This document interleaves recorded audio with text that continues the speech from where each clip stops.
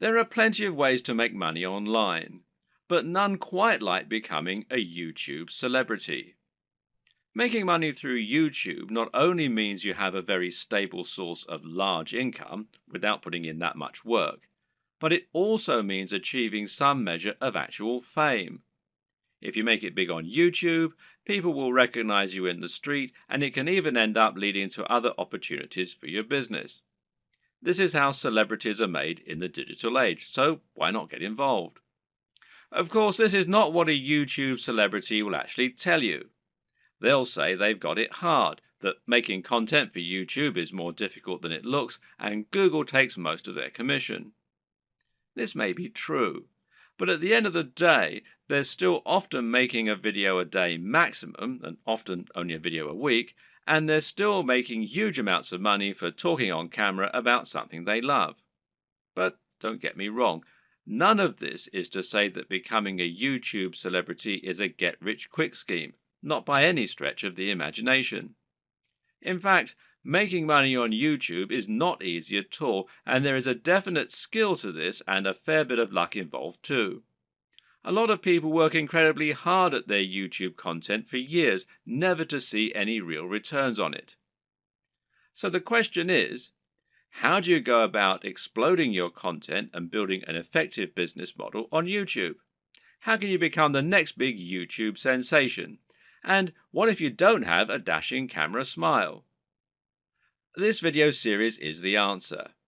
Here, you're going to learn absolutely everything you need to know to practically guarantee your success on YouTube. You'll learn not only how to build a massive audience in no time at all, but also how to make the most of that audience. You'll see how you can make money from advertisements and from sponsors. You'll discover growth hacking tricks to accelerate your progress, and you'll see how to make an effective YouTube channel without even setting foot in front of the camera. This series is your blueprint for YouTube success, and if you follow it exactly, you'll be giving yourself the very best chance of massive success on the platform. When creating pretty much any business online, whether it's an affiliate marketing business, a blog, or anything else, the first question you'll often need to ask yourself is, what is it going to be about? Or to use the correct internet business parlance, what is your niche, or niche as some people pronounce it? A niche is a subject that will appeal to a specific audience. An example of a niche would be sewing. Now, sewing is something that appeals largely to older women, but also a lot of younger women these days who are interested in arts and crafts. And of course, some men like sewing too. Let's not stereotype here. Either way, most people are either interested in sewing or they're not. Thus, it has a niche appeal and gives you a specific target audience. You can go even more niche if you like, though, and choose crocheting or bird sewing patterns. But the more niche you go, the more narrow your audience. Another example of a niche is fitness. Now, fitness is a much larger niche because it will appeal to a huge proportion of the population. Nearly everyone will want to get fitter at some point in their lives. It's still a very specific subject matter that will talk to a very specific type of person, but it's a much broader niche. When it comes to internet business, the key often boils down to finding the right niche, and this will often mean finding a niche that has a broad appeal while not being overly competitive. The problem with the health and fitness niche is that you're going to be going up against a huge number of other channels. Some big names in this space include the Hodge twins, Athlean X, bodybuilding.com, Rob Riches, and Elliot Hulse, to name but a few. Many of these channels have been around for years now and have millions of subscribers and huge amounts of money to spend on marketing. That means if you want to go up against them with a video on how to get abs, you might well struggle to get your video to a position where it will actually be seen and clicked on. But on the other hand, a YouTube channel about crocheting cat patterns probably won't get looked for very often and will quickly reach its peak, leaving you with nowhere else to go, and of course a big cap on how much you can possibly earn. So you need to choose the right topic and to find that sweet spot. So, how do you find your niche? A good option is to start with the bigger niches and then to focus down and find yourself a smaller sub niche within the niche. So, to start with, let's look at what the very biggest niches are and what the most lucrative ones are. In general internet marketing, the biggest niches are fitness, dating, self help, and making money. This is because all of these subjects are things which have a hugely broad appeal and which will appeal to practically everyone. If you have the marketing budget, then you can reach the biggest potential audience this way. At the same time, though, these niches are huge because they have something else going for them: value proposition. Each of them has something very big and important to offer people, an emotional hook that makes people more passionate about a channel. So, for example, fitness isn't really just about getting into shape. It's about being more confident, sexier, healthier, and happier thanks to your training and your diet. People hope that by watching these channels, they can turn their lives around. The same goes for money and dating. These offer complete lifestyle changes. They let people find love or get more sex. They allow them to travel around the world and to wear nice watches. They have a real emotional hook, and this means the products sold in advertising can charge a lot more. People are much more willing to pay for a book that will make them $1 billion than they are to pay for a book that can teach them how to sew. But YouTube is a weird place, and when you look around YouTube, you'll find that these regular rules only partly hold true. But there's actually a lot of other highly successful content there that is just plain inane, to be quite frank. Some of the biggest topics on YouTube outside of those big internet marketing favorites are gaming, makeup tutorials, grooming and style, travel, technology, fails, cats, DIY, comedy, and lifestyle vlogs. That's a much more bizarre selection of niches, and if you look around, you'll find thriving subcultures celebrating all kinds of other unusual things. There are some very popular YouTube channels, for example, that show people how to transform new Transformer toys. The thing to understand about YouTube is that it's much more visual than a blog or a social media channel. And this means any subject matter that is more visual in nature and more dynamic is almost sure to be a success. Cat videos provide immediate laughs, while makeup tutorials show women how to look their most beautiful and have the proof that it works right there on the screen. And people enjoy watching inane things like vlogs about the everyday lives of YouTube stars because, well, believe it or not, it almost feels like company. People enjoy watching the YouTube channels of people who are like the coolest friend that they'd love to hang out with. YouTube is such a direct, personal format that it's a great way to create almost a relationship with your audience and to thereby make a big impact on them. This works even better if you can sell the kind of lifestyle they find desirable and thereby allow them to live vicariously. A lot of people watch the lifestyle vlogs of rich, attractive people because they want to live those kinds of lifestyles themselves, and of course, a lot of it is fabricated.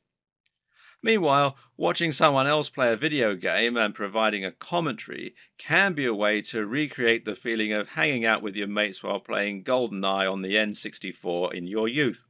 And at the same time, you're getting news and footage of new games that you might be interested in. So, how do you bring all these disparate elements together into something that will really work for you? Well, that's a question only you can answer. But a good way to start is to take a broad niche that has a wide appeal and then focus down. For example, you can go with fitness, but find your own way into the industry by making your channel all about fitness for the over 50s.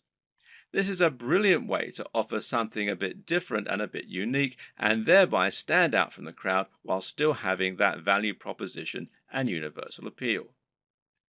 Another thing to always remember is to be true to yourself. Choose the niche you're most comfortable with, and you'll find you have much more to say on the matter. You'll come across as much more passionate and interested in your own topic, and you'll be better able to inspire your audience to listen to you. I can't tell you which niche you need to pick, but using all this information, hopefully you can come up with something that will have a big appeal while also being true to who you are. Before you dive into your content creation with both feet, let's rewind for a second and assess exactly what this will involve and what it means to be a YouTuber. How does one go about making money on YouTube, and how much can you expect to make? It's important you understand the business model here, as that is going to affect the way that you approach your content creation and your general approach to making money online. The main way in which you make money on YouTube is via advertising. Google has its own advertising platform, and it uses this to allow companies and brands to pay to show their adverts on your channel. This is a form of AdSense, for those who know what it is, which means it's PPC. In plain English, this means the advertising uses a pay-per-click system, although you can also get paid when you get a certain number of complete views. In other words, you aren't getting paid a flat fee for your advertising or getting paid per month. Rather, you're getting paid each time the advert is shown and each time someone clicks on it. Of course, not everyone who comes to your channel is going to watch the adverts all the way through or is going to click on them. But you can generally assume by pure statistics that you'll get a certain amount, which is called your CTR or click-through rate. And this means that for every 1,000 views on a video, you're likely to get paid a certain amount on average. Now, this isn't very much, and to be honest, you're probably going to need hundreds of thousands of views daily in order to make a decent amount of money, and certainly if you hope to make a full-time living from YouTube.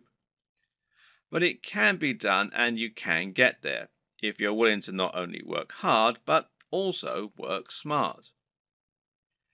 Advertising is just one option, however, and there are actually many more ways you can monetize YouTube if you want to.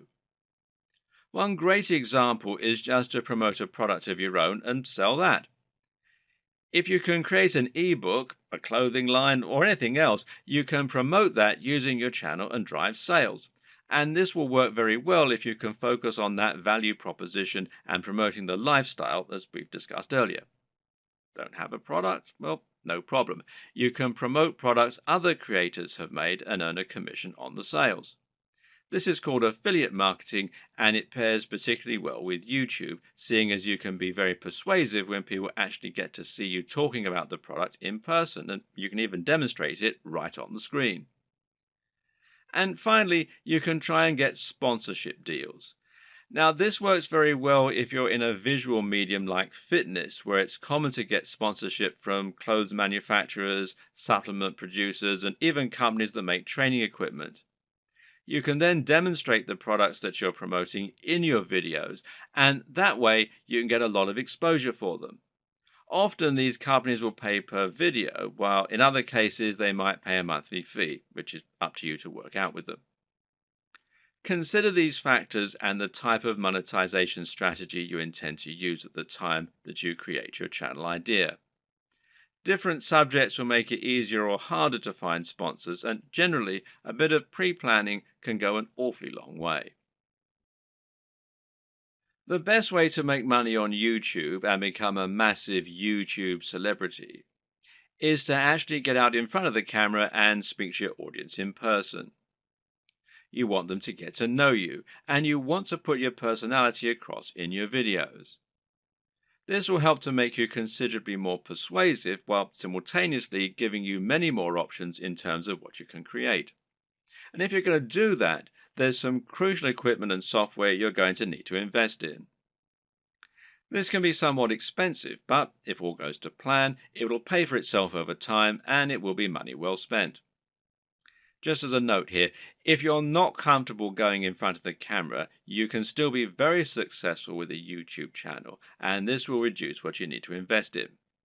We'll discuss these alternative options in subsequent videos, so you can skip most of this one for now if that's your intention. Let's look at some of the hardware you'll need.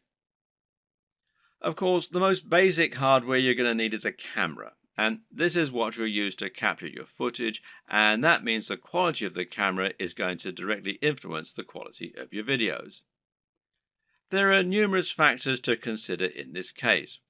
One is the resolution, and here you'll need at least 1080 pixels.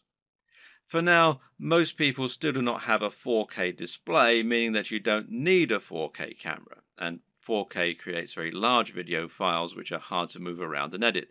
But if you want to offer the utmost crispness and also future-proof your setup, then choosing 4K is a great option. Another option is your frame rate. Now, this will generally be either 30 frames per second or 60 frames per second. Once again, 60 frames per second is an optional advantage which will make your footage that much more attractive and give it an almost too real sense of fluidity. It's entirely up to you if you want to push for this very highest level of quality, but some discerning viewers will certainly appreciate it if you do. Some features to look out for include an optical zoom if you're planning on filming outdoors, and this lets you zoom in with no loss of quality, and options to alter the aperture, etc. Good autofocus is very important if you'll be moving around a lot in front of the camera, while being able to use macros to blur out the background is also a nice option. But what's more important really are the practical considerations for your camera. Having a mic jack, for example, is a very good idea because it will give you the ability to improve your sound quality. Likewise, a wide-angle lens is a very good idea if you're going to be moving around a lot and capturing dynamic footage. Something that you should also absolutely consider a requirement is a screen that can be rotated to face forward. This will allow you to make sure that you're in the shot before you start vlogging. And of course, there's no reason you can't do all this using multiple cameras. Many people will use both a GoPro for capturing more action-packed dynamic footage and then a regular camera for their vlogging. If you want to go budget, then you can get by using an iPhone camera or a Samsung camera on your phone, as long as it's a newer model. But if you're serious, then you should at least invest in a basic camera along the lines of, say, a Canon G7. Also important is to get a tripod. Is it possible to film without one? Well, sure, you can always balance your camera on a pile of books on top of an ironing board. But you'll find out that lining up good shots ends up taking a lot more time than you will be willing to go through on a regular basis if you take this approach. A tripod will thus save you a huge amount of time while also getting better angles, thereby giving your channel a higher quantity and quality of videos, which is obviously going to be a very good thing in terms of getting lots of views. Another thing to look for potentially here is a tracking head from the likes of Manfrotto, who also make tripods. This will allow you to attach your camera on top of your tripod and then let you perform panning shots and slow zooms. This is what will give your footage a much higher level of professionalism, and it's very important if you're planning on doing product reviews and want to feature slow pans of the items you're reviewing. These work by providing friction on a rotating pivot and a handle. You then gently push on the handle with just a finger or a palm, and the resistance will keep the motion slow and smooth as it gradually moves around the object in focus. It's important to use a manual focus during these shots rather than an automatic one. It's often said that the best lighting is natural lighting. To get a great shot, try to line yourself up so that you have a large window letting in natural light from the side. This will give you what's known as Rembrandt lighting, which is a professional and very flattering looking type of lighting. But while this type of lighting is highly desirable, it's not terribly reliable. You can't trust in natural light to always be available when you need it, and you can't limit yourself to only filming at certain times of the day. So you need to make sure you have a way to set up the perfect lighting when you need it. How are you going to do that? Well, with some kind of lighting setup. And a great choice is to get two soft boxes. Now, these take up a fair bit of space, but it's worth it as it will allow you to design your lighting however you wish and make sure that your subject matter is well lit and that your footage is clear and bright. Now, don't underestimate this. In fact, in many cases, it can be more important to ensure your footage is very light and very bright than it is to use a camera with a high definition. This will make your footage look more professional and more appealing to watch. Want to go one step further? Well, depending on the nature of your videos, you can get creative here if you want. Jonathan Morrison has a YouTube channel that's all about showcasing technology products in the very best possible way and making them highly desirable.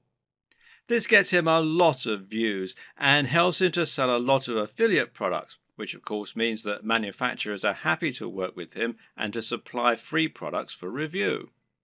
One trick he uses to accomplish this is to use colored lighting.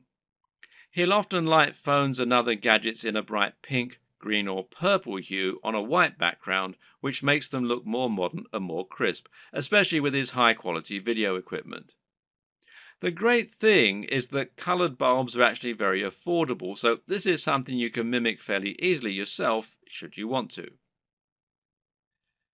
Just like it's important not to underestimate the importance of your lighting, you also need to ensure that you never underestimate the importance of your sound quality. If you want to make your video look and sound professional, then it's absolutely crucial that you have good quality sound and don't just get a muffled sound into a regular camera microphone from a distance. Things like acoustics matter, and even if your viewers don't notice the difference, they'll be able to feel the difference. Things like this make a massive psychological impact and can be the difference between a channel that has high production values and that people love to watch, and one that looks unprofessional and that nobody takes seriously. Fortunately, sound is a relatively easy thing to get right, and the best way to do this is with a basic external microphone. You can get a lapel mic, also known as a lavalier mic, easily enough, and then attach it to your phone or camera to record your audio at the same time. Better yet, find a high-quality microphone that you can plug directly into your camera's mic jack.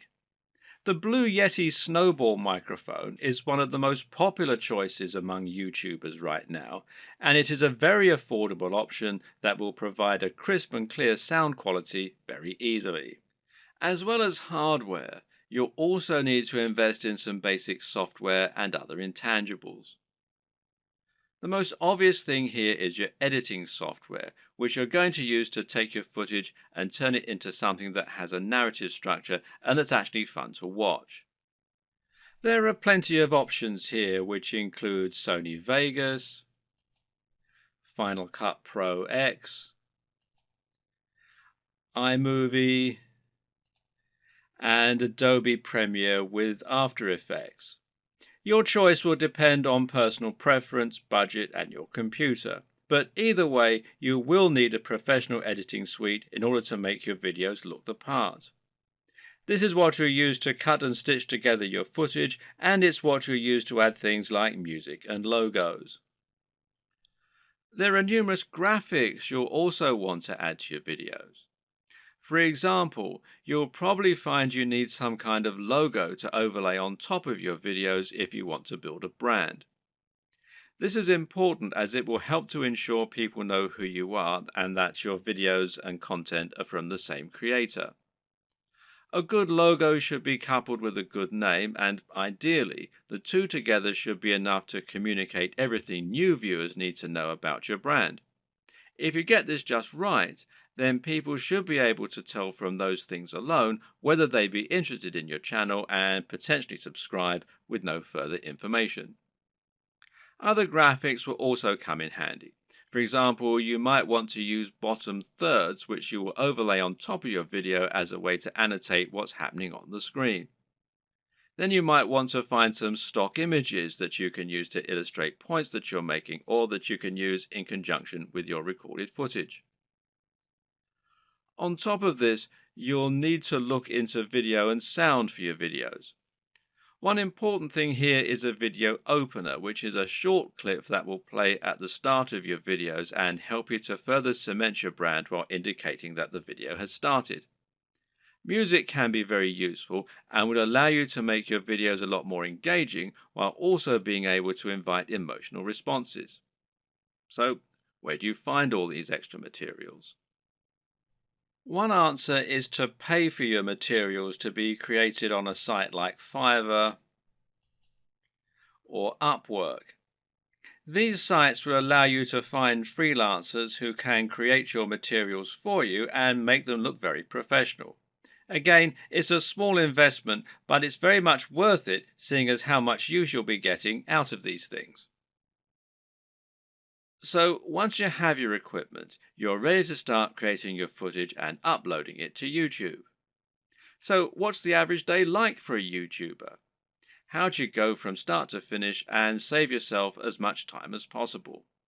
Well, everyone works differently, but it's certainly worth coming up with a workflow to minimize the amount of time and effort that will go into making videos. It's very important that your content be uploaded regularly in order to avoid losing your subscribers. And with that in mind, you need to be able to rely on a simple process to keep making more videos. To start with, you should try to keep an area in your home or studio ready for filming at all times. Designate a corner of an office or somewhere else to record your footage. That way, you won't have to get everything out and set everything up each time you want to film. It'll be there ready for you to go right away. This also means you can create a set for yourself and a backdrop. This is very important because it will once again greatly improve your professionalism. You don't want to record footage of yourself talking in front of an untidy bedroom with clothes strewn everywhere.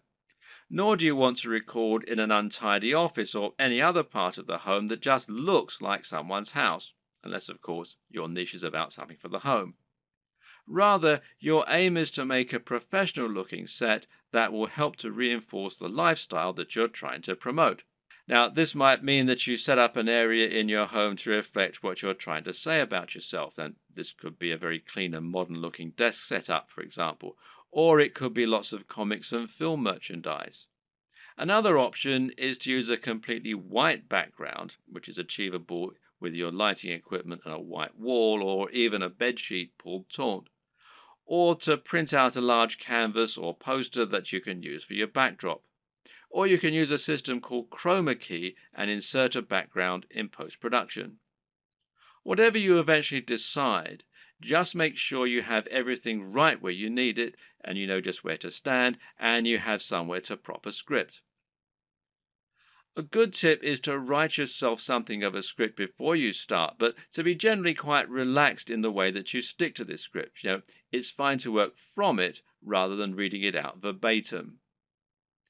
Another tip is to break your script down into lots of smaller pages. This way you can glance at the next section, perform it, and then move on to the next part. If you have a big enough storage card, then you can record everything in one take and then subsequently edit into a video that people will want to watch.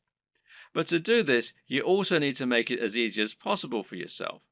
You can do this by moving slightly each time you perform the next page.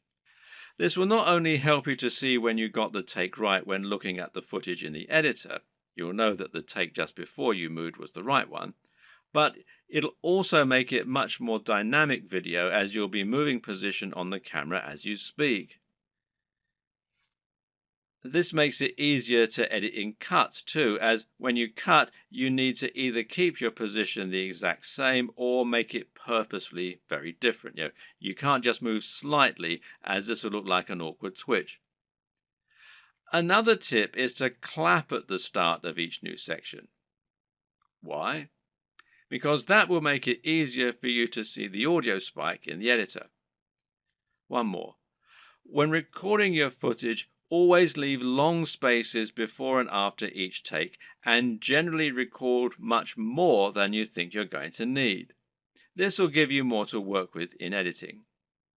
You should also set up your mic separately, remember, and if you're using a lapel mic, then you just need to plug in your phone and slip it in a pocket while you perform your shots. You can do this all in one take as well. Now, depending on the nature of your video, you might need to record some extra footage as well that you can use as inserts. A long video of someone talking is not normally very engaging, which is why you'll want to switch it up often with clips of other videos or with images. One way to do this is by collecting a B-roll.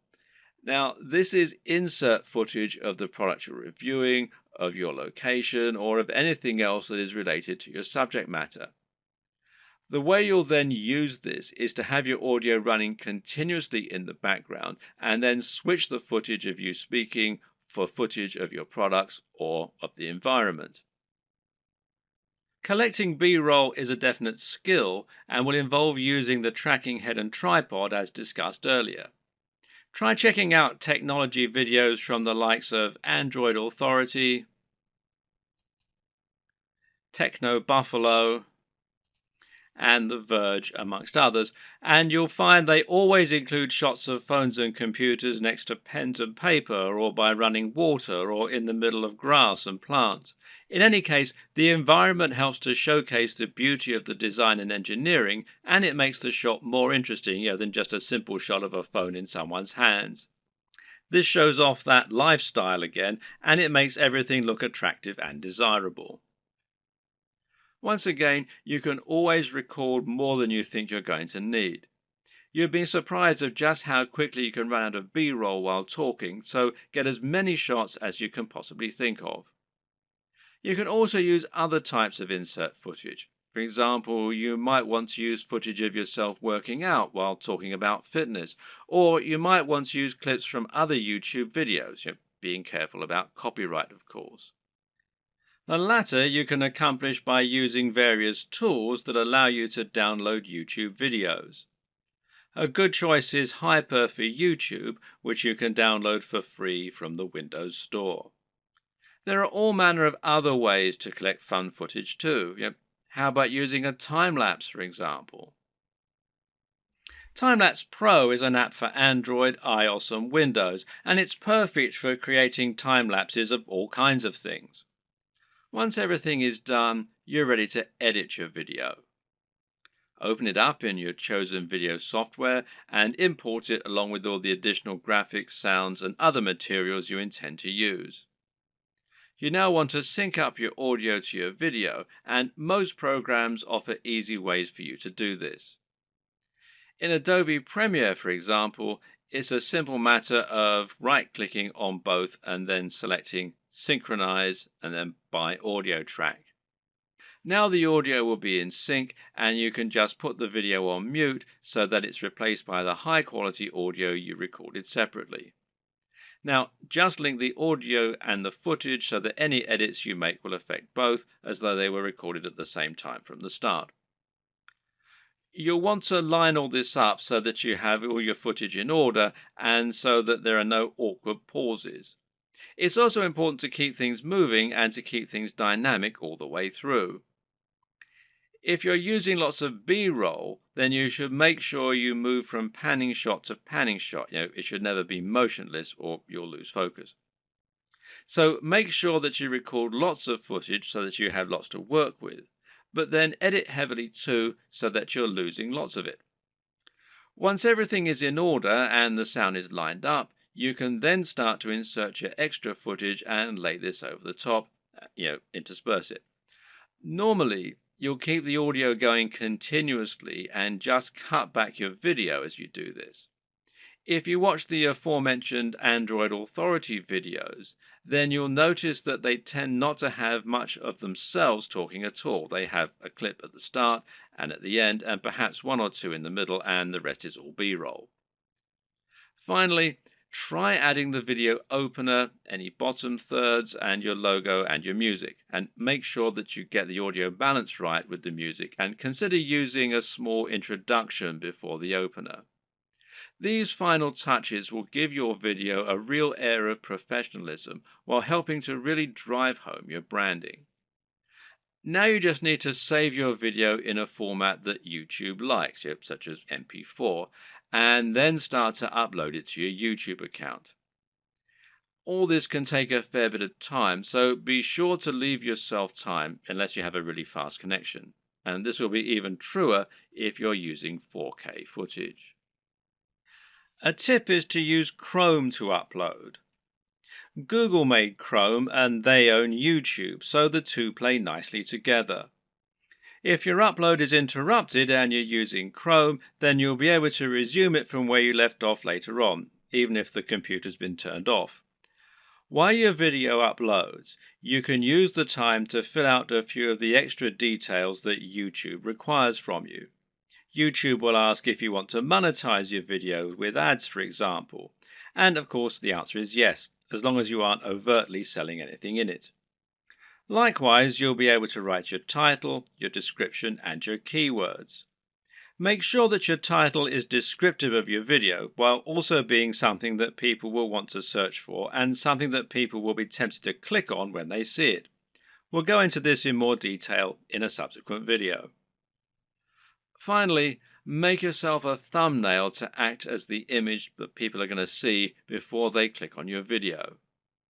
If you don't do this, then YouTube will select a still from the video itself, and while this can work, it might not give potential viewers the right impression of what your video is all about. The right thumbnail image can make a huge difference by making your video much more appealing and impressive looking when it appears in the feed.